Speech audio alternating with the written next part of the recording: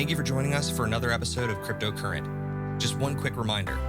Cryptocurrent is a cryptocurrency and blockchain education platform that's bridging the gap between the curious newcomers who are just discovering the space and the thought leaders who are shaping its future. All opinions expressed by Richard Carthon, the Cryptocurrent team, and their guests on this show are exclusively their own opinions.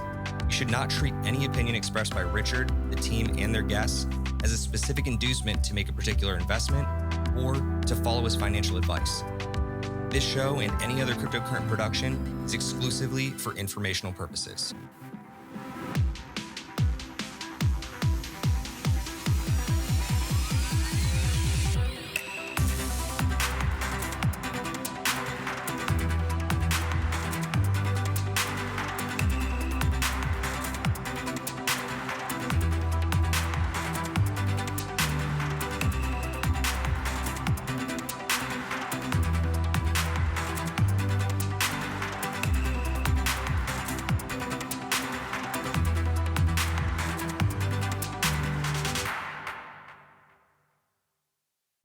All right, welcome back, everybody, to another edition of Cryptocurrent's Aftershock, where we connect you to what's going on in the wild world of Web3.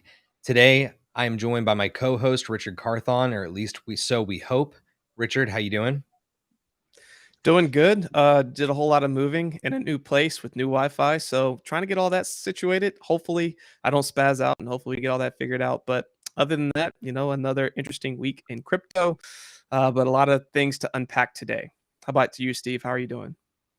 No question, man. I am thinking a lot about how it was just a blur of a week last week in terms of the news, but I am looking forward to seeing what we have ahead of us in the next week. But before we go any further, I want to make sure that our friends at home know that we do this show over on YouTube as well as on every one of your favorite podcast platforms. So make sure that you are following and subscribing wherever you get your favorite podcasts or over on YouTube. Before we jump into things today, I do want to make sure that I remind everybody that we do have a bunch of brand new content coming out every single week over on crypto-current.co, where you can get the latest in editorial content from our editorial team. But we are going to just jump right ahead into things with this week's Aftershock. The Aftershock. So in this week's Web3 lightning round, we got some quick stories for you that we're going to run through and just get you caught up. At the top, we've got this official statement coming out, really clarifying that what was going on over at Celcius does, in fact, unfortunately, seem like it was a Ponzi scheme.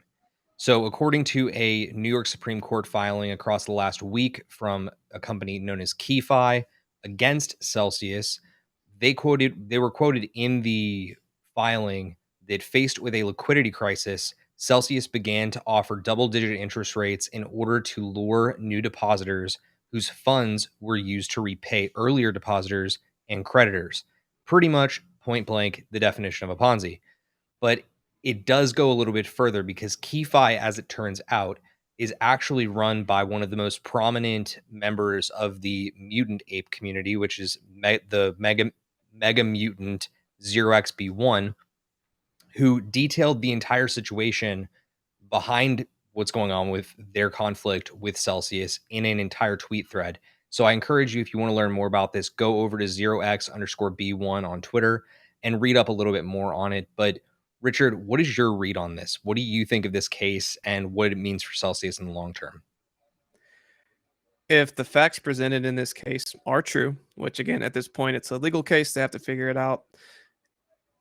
This is bad. This is not great. The actual definition of a Ponzi scheme, like you said, it's not great for just the entire community of like, what does it mean to be part of these high interest rate DeFi plays, which is why, decentralized finance and large APYs is attractive to all these potential investors and whatnot. But it's also begs the question, which has come up multiple times, of like, how are they able to offer these high APY interests? And to do it initially, you might have like this giant like box of these extra funds that you're going to use to pay out these people that are coming in. But the real challenge is to keep those up. If you don't constantly have new money coming in, then technically the new money coming in might be paying out people who originally got in to get cashed out. And you mix that with what happened with Three Arrows defaulting on loans and people being over leveraged and all this other kind of stuff, you have a recipe for disaster. And this is just really unfortunate. And man, I this sucks. There's no way to like make light on this, right? This is an ugly story, especially after everything with Three Arrows. You kind of would think like the market would get some type of reprieve, but we talked about it last week too. This is not going to end until all of the people who are over leveraged are fully washed out. So, unfortunately, we're going to continue to ride that wave for a little bit more. But let's jump into this next story and see what else is going on in the world of Web3 right now. This is an interesting one in the aftermath of Terra's meltdown. So, the CEO of Polygon Studios has come out and said formally now that 48 Terra projects are currently migrating to Polygon.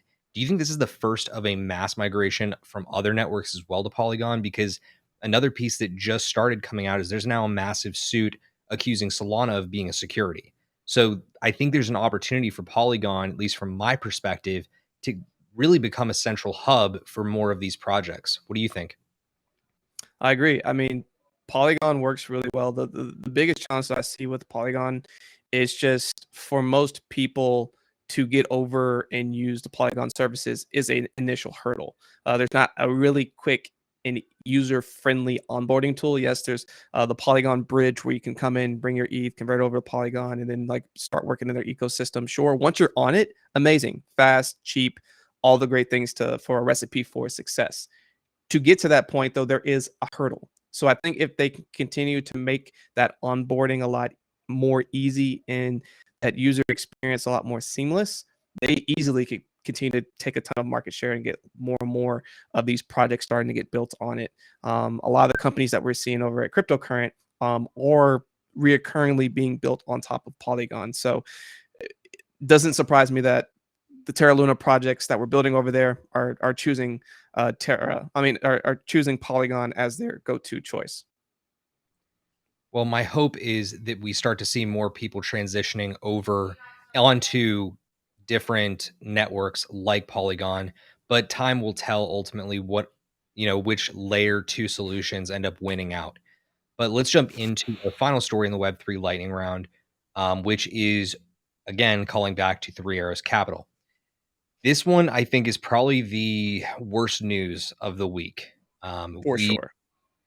We are at the point where within this entire capital crisis that we've got within crypto, where you have all the over leveraged players, whether it's from the Terra fallout or just the overall over leveraging in the market fallout, it all came to a head against so many different players. And I think Three Arrows is probably the biggest of them. And you're going to see a lot more people, out in the wind, just kind of floating for a minute here. But the legal team for Three Arrows Capital, which is Asset Dash, apparently is officially claiming that the whereabouts of the founding team is currently unknown. I hate to say it, but like this is especially looking bad on the part of their founder, which is I always mess this up because I think that it's the CEO from Animoca Brands. Anyway, the fact that it's the entire founding team, it looks bad. It looks really bad. Um, yeah, this is just going to get worse and worse and worse, unfortunately. Um, it is worth mentioning, though, that a lot of these teams that are currently under big question, they have significant legal teams behind them now. And even in the case of Celcius, they're right now restructuring using a specific firm that is specifically designed to help restructure firms that have had massive fallout like this. So I think Celcius still has a chance. Three Arrows, not so much. Yeah, Yeah. it's gonna be bad. Yep. It's And again, not. that's the legal team. The legal team saying like, yeah, we don't really know where our clients are. Ah, man, that's just such a bad look. But I mean, do you think it's that they really don't know, or do you think it's that they're saying that because ultimately they know that they've pissed off so many people out there that those people probably have to fear for their lives? I mean, it could be the latter. They could just say, we know where our clients are, but we are choosing to not disclose that. That's, I was gonna say taking that's lawyer-client privilege. So, exactly. yeah, I'm gonna go with they don't know where they are and they're just trying to dodge the law, but hey, that's Web3 for you, according to most regulators. But I'm not going to cave on that just yet. I think that there's still a lot of good in this space. Speaking of which, good in the space. Last week in the metaverse, we've got a lot of really great content around the metaverse and augmented reality and NFTs to cover today. And the first of which is this story from the Flow blockchain. So Flow has officially deployed their permissionless smart contract deployment to its mainnet. This means that no longer do you have to run things through testnet. You can deploy straight to the Flow mainnet, and or you don't need approval of Flow moderators to launch onto Flow. Big step forward, definitely a more trustless environment. But what do you think of Flow? Because I think it's probably one of the more underrated chains right now in terms of NFTs, but I think it's got a lot of promise, and I'm interested in your take. I think so as well.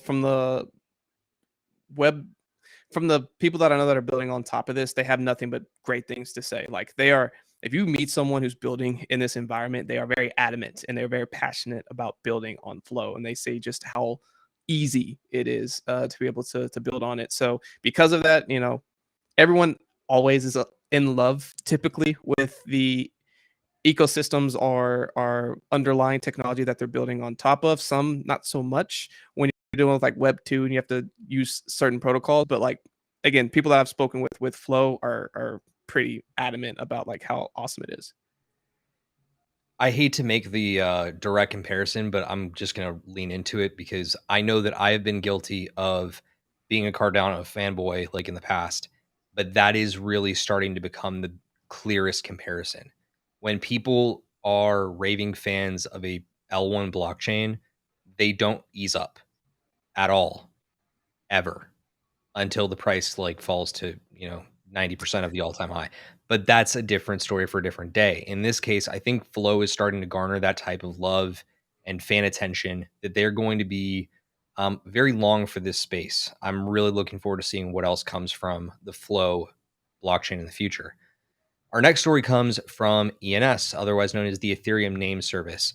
Now, just for our friends at home who may not know about ENS, Richard, can you give me a quick explanation, just like less than 30 seconds, what ENS is?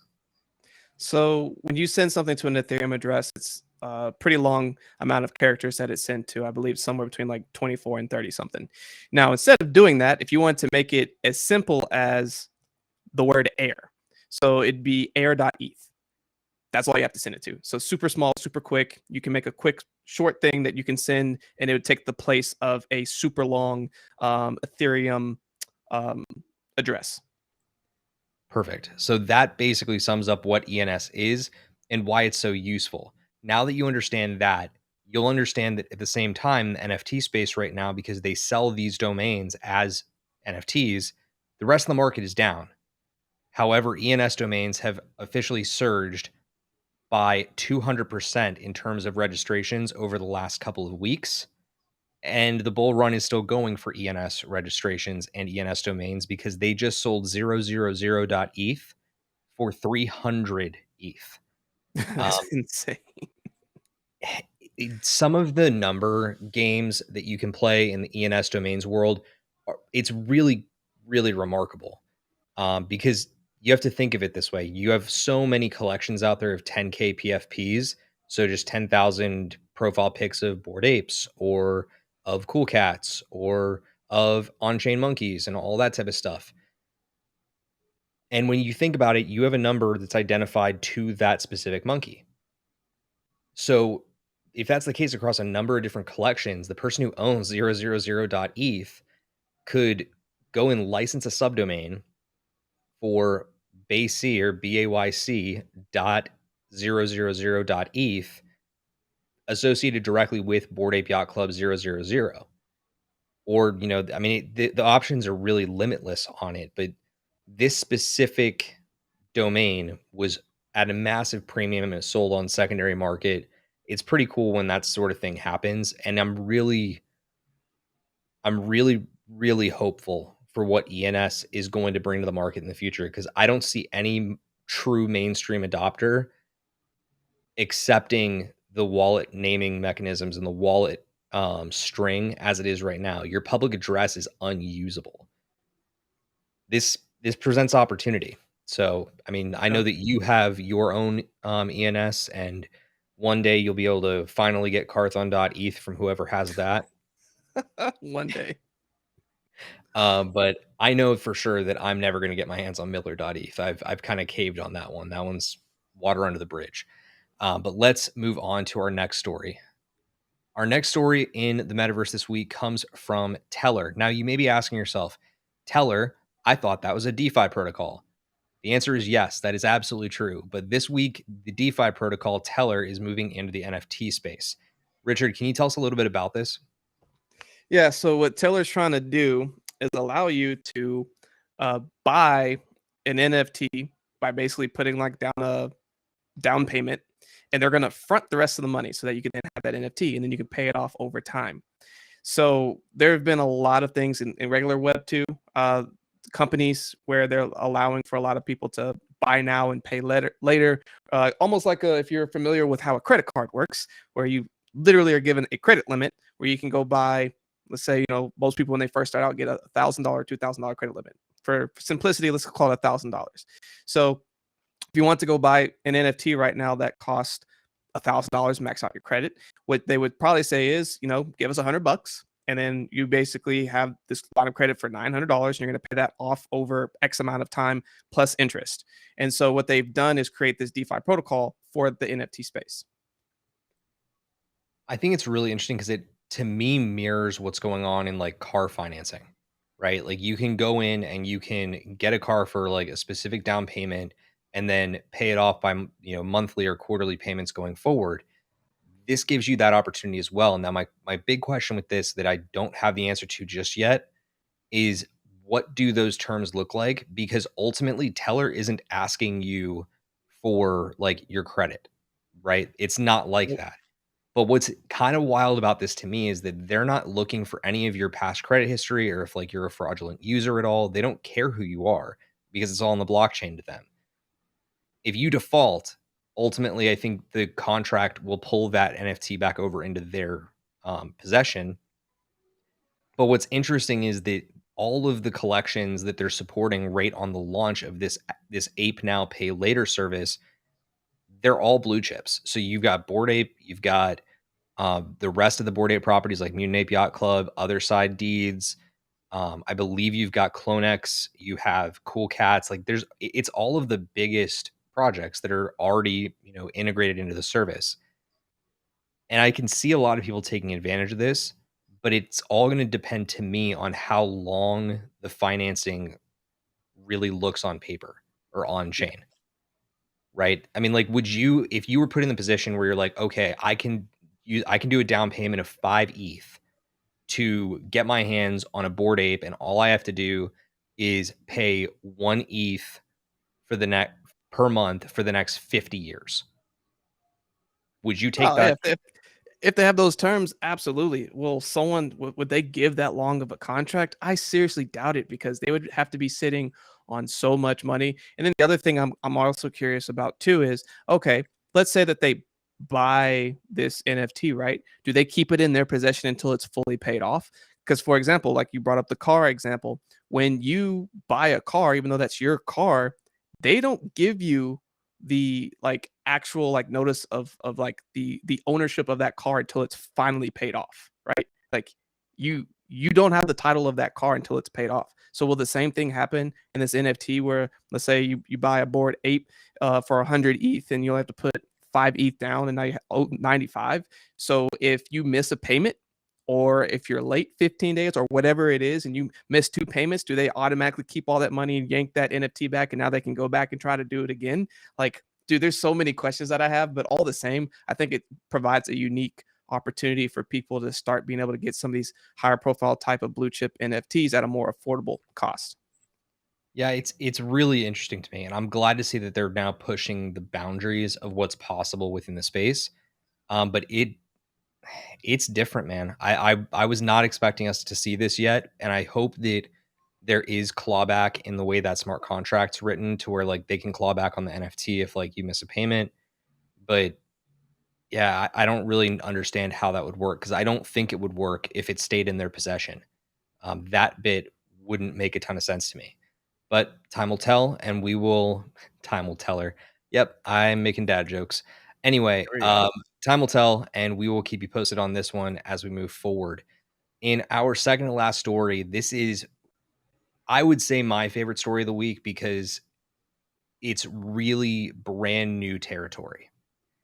So the company Artifact, who is behind the CloneX series of NFTs, they have officially relinquished full commercial rights and all of the 3D asset files for these CloneX properties to the holders. Why is this a big deal? Well, Artifact, if you are not, recalling at the current moment, got acquired about 8 months ago or 6 months. Wait, what month is it? Oh, wow. Yeah, a little more than 8 months ago now. Sorry, time is insane. A It little more is. than 8 months ago, they got acquired by Nike, which is notorious for basically controlling their IP with an iron fist, right? They don't want anybody to make knockoff Jordans. They don't want anybody to make knockoff Zoom Airs. Like, none of it. They don't have it. Now that they have Artifact, they have the opportunity to put out stuff like monoliths and all this other stuff that's been really, really well accepted by the market. But these Clone X NFTs were released just before that acquisition. And now they're actually relinquishing the full commercial rights so that the holders can do what they want with those Clone X NFTs. I think that's incredible because that is unprecedented for a Nike property. They don't do that. So I think that we're going to start seeing an IP revolution take hold here shortly, and I have a feeling that this entire story with CloneX is going to be one of the pillars of that revolution. But you and I both studied, business law in college. I'm curious what you think about this because the rights element of this is what makes it super interesting. Yeah. So if you own one of these and technically you can use Nike's branding or whatever, and let's say you want to do a spin-off show and someone picks up those rights, you can do that and you get to earn all the money and you have to have no clawback. You have full rights to do whatever you want. And like you said, Nike doesn't do that. They really don't. So I'm curious if they're just like, hey, this whole NFT thing's new. Let's just explore and see what happens. Let's see how creative people can get. And I think this is probably the approach that they're taking. They're like, look, we have to be able to keep doing R&D. We have to see what is it that our clients or our customers want and see how it's received. Because if this does well and they're able to make a significant amount of money from it, they'll explore doing this in other fashion. So why not doing it in this exploratory thing called NFTs? Yeah, I'm really blown away by this still. Like, I mean, if you're viewing on YouTube and you see our, little visual aid that we have for this specific story, you'll see that there's the Nike swoosh on the Clone X clothing that, the clothing that the Clone X NFT is wearing. That is not the case in the normal Clone X collection. So it's not like Nike is signing over full commercial rights for the use of like their logo, for example. This is specific to each individual NFT and the traits that that NFT actually has. So I'm really curious what that's going to mean because when you relinquish full commercial rights, it leaves everything to the imagination. You can use it for whatever you want, right? And this is something like this is a family friendly show. Like I don't want to go down that path too hard, but I mean, just think about, the food and beverage industry for one. If you wanted to put your Clone X, if you owned a Clone X NFT, onto a beer can and brand that specific beer a Clone X beer, you now have the ability to do that if you own that NFT. I think that presents a huge opportunity, but there are going to be certain instances where I think Artifact and Nike are going to see the use of these Clone X NFTs in ways that they don't want them used, right? So maybe Yeah. they don't want their brands associated with, alcohol and beer, right? That's just the one example. Now I don't think they have a case to go after the holder of that Clone X with like DMCA notice to like take it down or to like immediately cease and desist. I don't think they have the right to do that now. So I'm curious because that's just one example of it. what this really means for the IP landscape going forward, but we'll keep you posted and updated on it. Now, for our final story in Last Week in the Metaverse for this week, we're finally talking about Cardano NFTs. I wasn't sure when the day would come, but I know that a lot of people love Cardano NFTs. And on the Cardano blockchain, there is one big time marketplace that they use that I always laugh at because it feels silly, but it's their equivalent of OpenSea. It's called JPEG Store. Yes, JPG.store. And apparently it's now being taken seriously enough as opposed to its normal, branding and namesake that they have successfully integrated with MoonPay. That means that you can now purchase ADA with your credit card directly into your Cardano wallet right on JPEG.store. This is going to open up a lot of capital inflow for people who are interested in Cardano NFTs. I got to tell you, I think that there's some interesting stuff going on over there. And at the very least, very little of what you see over on the Cardano NFT ecosystem is mirroring that of Ethereum. That's the interesting thing to me. Because if you look at the Solana blockchain and you look at all the NFTs that have been rolling out on Solana, a lot of them are just rip-offs of everything that's on Ethereum. So you have people that are actually being creative over on the Cardano blockchain.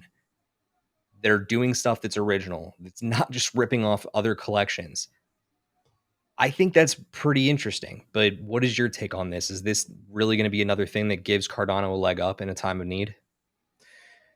Cardano is a slow and steady ecosystem.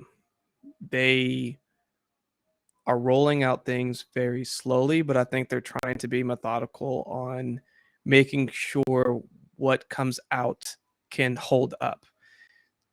I personally am excited to go check out and see what this store is like. The fact that I can potentially be able to purchase things without having to own Cardano, and can do it straight from a credit card and everything else makes me more prone to get exposure into it. But also, as I look across at some of these, competitive NFT marketplaces, right? So you have marketplaces being built on Cardano, Solana, I think like Hedera Hashgraph. I think Cosmos is building something. Each of these ecosystems are now trying to get these NFT plays. And now's the time to be doing that because ultimately there's a whole lot of market share and a whole lot of land grab that exists in the NFT space. It's predominantly being dominated by Ethereum, and it doesn't mean that it will be that way forever, especially as when the NFT market was super hot, the amount of money you would have to spend just to make the transaction go through. I know we're not talking about that a lot right now because gas fees are low, and so people are excited about that. But man, at the peak of last year, I remember there was a time when I considered minting something, and to mint it cost 5x the mint price.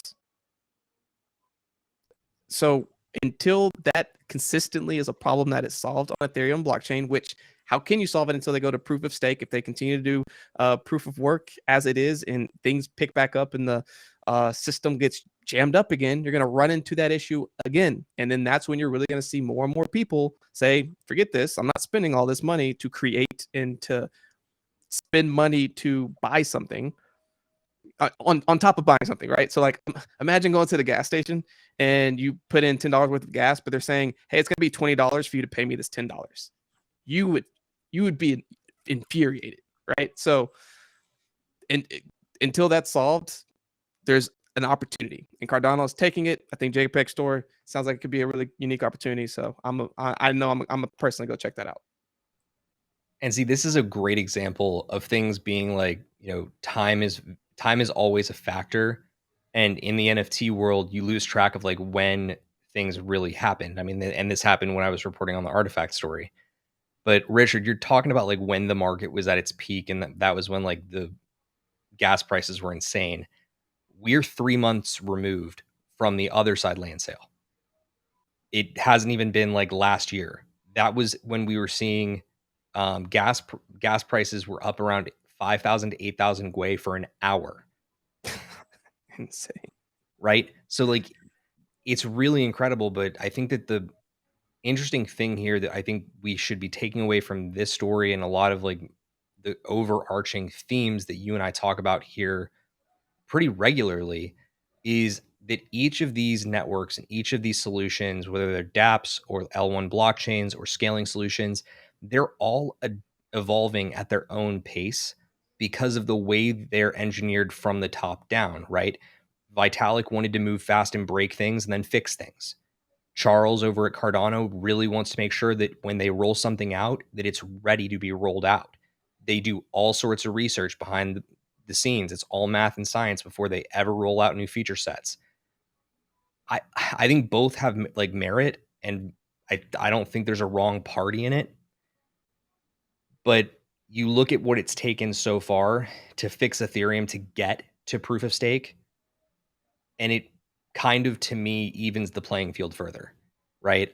I think that slow and steady will ultimately win the race at the end here, and we'll see that of course as time rolls forward. But man, they keep pushing ETH 2.0 back, and it's been subtle pushes lately. Oh, So it's we'll gonna see. keep being subtle. It's been subtle for the last several years because they gotta keep giving you opium.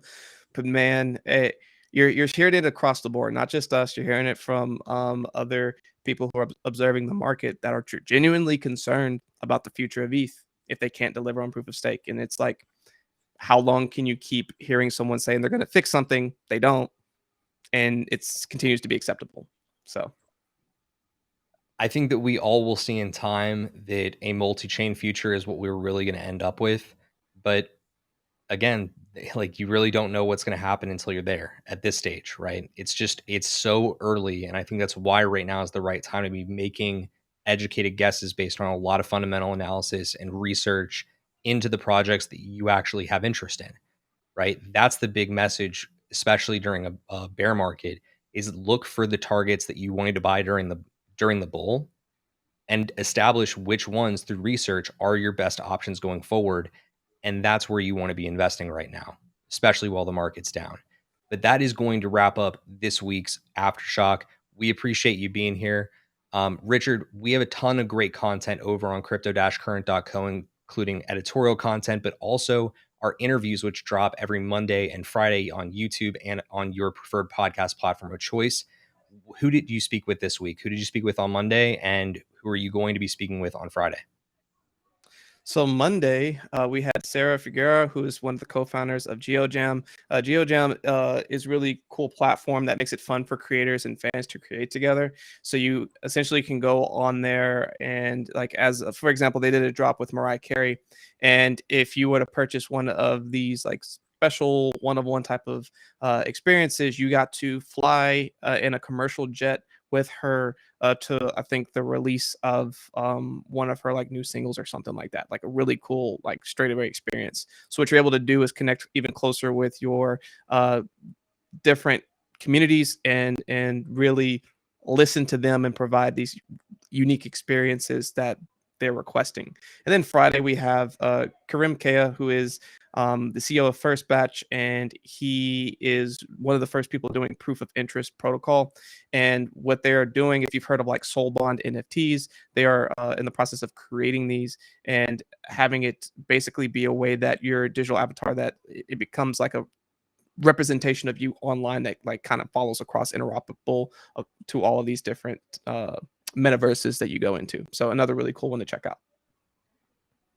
I think that's one of the most interesting things about where we are in the market right now. None of these projects are stopping. None of them are just like, well, we're in a bear market, time to stop. They are in full build mode. And for everybody at home, that is truly a reason to never miss a single one of these interviews over here at Cryptocurrent. We're connecting you with the thought leaders who are truly shaping the future of Web3. And we hope that you'll come back and join us next Wednesday to get connected with what's going on in the world of Web3 here at the Aftershock.